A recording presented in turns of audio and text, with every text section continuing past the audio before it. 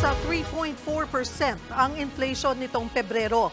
Pinaka nakaapekto ang mataas na presyo ng bigas na pinakamabilis sa loob ng 15 taon.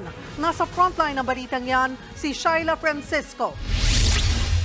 Naputol ang tuloy-tuloy na pagbagal na taas presyo ng mga bilihin at serbisyo sa bansa. Matapos ang 4 na magkakasunod na buwan, kumabig nitong Pebrero sa 3.4% ang inflation ayon sa Philippine Statistics Authority.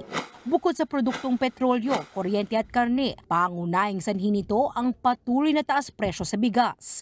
Nitong Pebrero, higit 50 hanggang halos 65 pesos ang kada kilo ng bigas. Hanggang 12 pesos kada kilo ang naging taas presyo nito kumpara Pebrero noong nakaraang taon.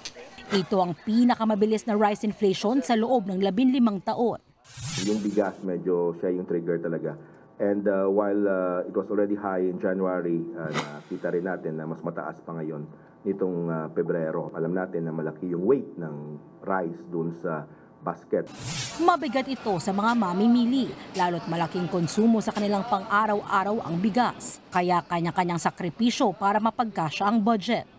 Pati yung pambayad sa tubig, imbis na Martes mo babayaran, magiging Miyerkules or Huwebes, Biyernes. Kasi nga, yung pambayad sa kuryente, napupunta sa pambili ng pagkain. Si due date muna, ganun. Or hintayin natin yung due date bago makapagbayad.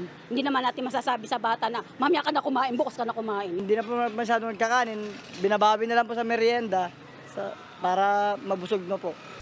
Ngayong nasa kasagsagan tayo ng El Nino, posible nga bang sumipa pa lalo ang inflation? Sa taya ng Philippine Statistics Authority, baka pagkatapos pa ng Agosto maramdaman ang pagbagal ng taas presyo ng bigas, lalo kung ikukumpara sa presyo nung nakaraang taon.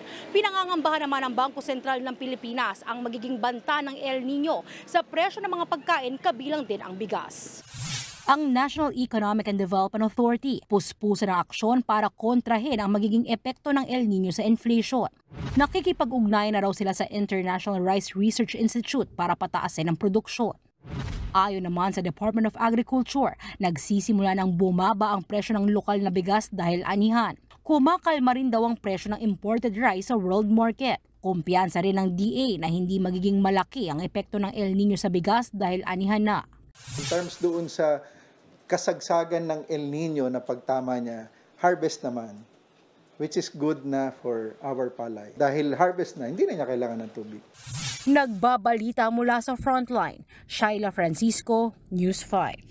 Mga kapatid, Lucy Cruz Valdez po, maging maalam at may pakialam sa mga napapanahong balita sa bansa.